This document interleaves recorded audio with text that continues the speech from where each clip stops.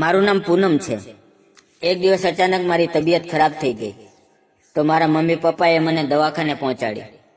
ડોક્ટરે તપાસ કરી અને સોનોગ્રાફી કરી. પછી ખબર પડી કે મારા પેટની અંદર પથરી છે. થોડા સમય પછી ડોક્ટરે મારું ઓપરેશન કરીને પથરી કાઢી નાખી.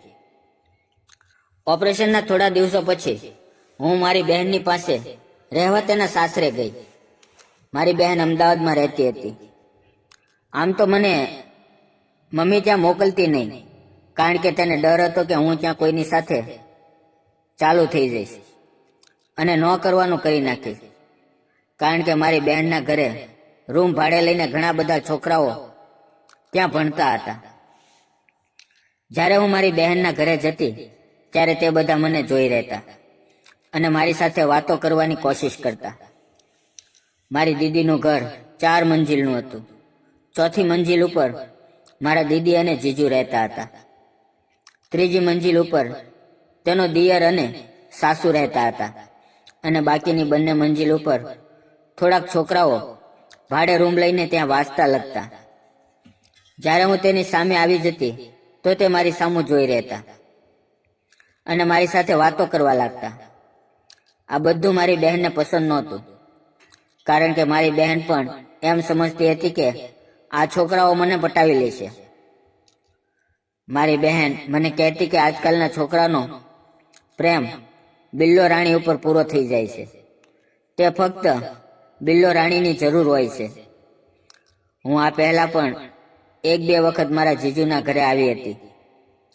મને જીજાજીના ઘરે રહેવાનું મન થતું, પણ મારી માં ના પાડી દેતી હતી. એટલે ક્યારેક ક્યારેક મારા મમ્મી સાથે મારી લડાઈ પણ થઈ જતી. મારા જીજુ મારી સાથે ખૂબ જ હસી મજાક કરતા. જ્યારથી મારી બહેનના લગ્ન થયા હતા ત્યારથી મારા જીજુ મને પટાવવાની કોશિશ કરતા હતા. મેં ઘણી વખત નોટિસ કર્યું કે જ્યારે હું ત્યાં જાઉં છું ત્યારે તે ફક્ત મને જોઈ રહેતા અને કહેતા, આવી ગયા સાલી સાહિબા, કેમ છો? તે મારી બહેનની સામે પણ મારી મશ્કરી કરતા.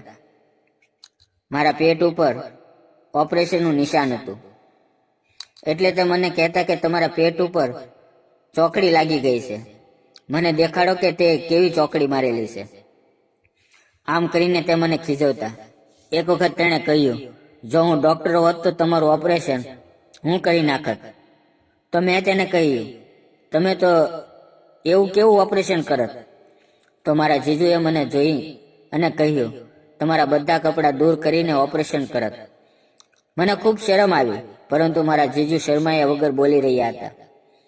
એક દિવસ મેં સલવાર સૂટ પહેર્યો હતો અને પાછળ મારી પટ્ટી દેખાઈ રહી હતી. મને તે ખબર નહોતી.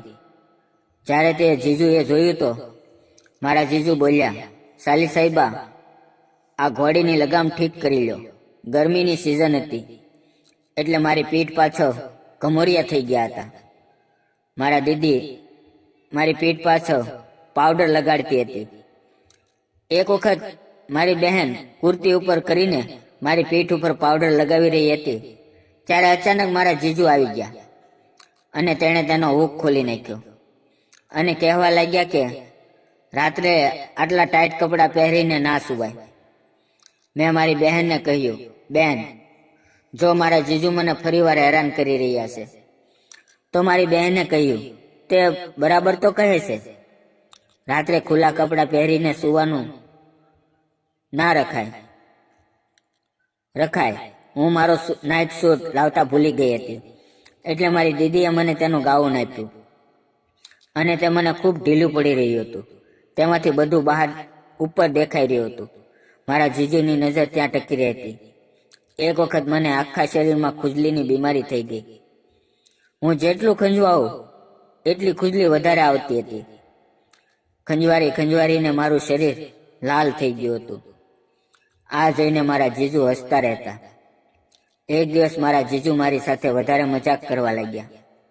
મને ખૂબ શરમ આવતી, પરંતુ મારા જીજુ ખુલ્લું બોલવા લાગતા.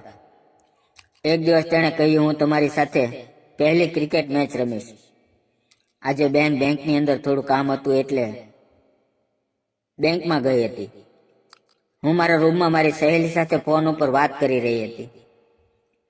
હું તેની સાથે ઓપરેશન વિશેની વાત કરી રહી હતી, જ્યાં અચાનક પાછળથી મારા જીજુ આવી ગયા અને તે કહેવા લાગ્યા કે તમારી ખંજો સારી થઈ ગઈ અને તમે મને બતાવ્યું નહીં. લાવો મને બતાવો, તમને ક્યાં ખુદલી થઈ રહી હતી. મેં જીજુને કહ્યું, રહેવાય દો, હવે તે સારું થઈ ગયું છે. પરંતુ તે જોવાની જીદ કરવા લાગ્યા અને મારો હાથ પકડી લીધો. હું મારા હાથ જોડવા લાગી તો તે કહેવા લાગ્યા કે આજે તો હું ખંજવાળની દવા લગાડીને જ રહીશ. અને તેણે મને ઉઠાવીને ડબલ બેડ ઉપર પટકી દીધી. મેં કહ્યું, જીજુ પ્લીઝ મને છોડી દો. પરંતુ તેણે મારી એક વાત ન સાંભળી અને કહેવા લાગ્યા કે જ્યારે મેં તમને જોયા ત્યારથી હું પાગલ થઈ ગયો છું. મેં ચાદર ઓઢી લીધી. જીજુએ તેને પણ હટાવી દીધી અને દૂર ફેંકી દીધી. મેં કહ્યું, પ્લીઝ જીજુ, દીદી આવી જશે. પરંતુ તે મારી એક વાત ન માની. અને જીજુને ખબર હતી કે મારી બેન 3-4 કલાક સુધી આવવાની નથી. તેણે કહ્યું, આજે હું તમારી સાથે ક્રિકેટ મેચ રમીશ. મેં ના પાડી પણ તેણે મારી વાત ન માની. તેણે કહ્યું, પહેલા બેટિંગ તમે કરશો. મેં અજાણી બનવાનું નાટક કર્યું અને કહ્યું કે મને બેટિંગ કરતા નથી આવડતું. તો મારા જીજુએ કહ્યું, કાંઈ વાંધો નહીં, હું તમને થોડી જ વારમાં બેટિંગ શીખવાડી દઈશ. આટલું કહીને જીજુ બેટિંગ કરવા લાગ્યા. તે એક પછી એક ચોક્કા મારવા લાગ્યા. અડધો કલાક સુધી બેટિંગ કર્યું અને પછી આઉટ થઈ ગયા. હું પણ ખૂબ જ થાકી ગઈ હતી, કારણ કે કેટલાય સમય પછી હું ક્રિકેટ મેચ રમી રહી હતી અને હું જીજુ સામે નાટક કરી રહી હતી. મારા જીજુ પાક્કા ખેલાડી હતા, એટલે તે સમજી ગયા કે હું પણ આ રમતની પાક્કી ખેલાડી છું. પહેલી ક્રિકેટ મેચ તો ડોક્ટર રમ્યો હતો, પરંતુ મારા જીજુ સમજી રહ્યા હતા કે આ મારી પહેલી મેચ હતી, એટલે મારે તેને ડોક્ટરની વાત જણાવવી પડી. પછી મારા જીજુ બોલ્યા, તો તમે અત્યાર સુધી નાટક શા માટે કરી રહ્યા હતા? મેં જીજુને કહ્યું, મને ત્યારે કંઈ પણ ખબર નહોતી રહી, કારણ કે હું બેહોશીની હાલતમાં હતી. મારા જીજુએ કહ્યું, કાંઈ વાંધો નહીં, હવે તમે મને એ જણાવો કે ક્રિકેટ રમશું કે ઘોડે સવારી કરીશું? આ બંનેમાંથી તમને કઈ રમત પસંદ છે? હું વિચારવા લાગી કે હું શું જવાબ આપું. અને પછી આગળનો ભાગ આનાથી પણ સુંદર છે.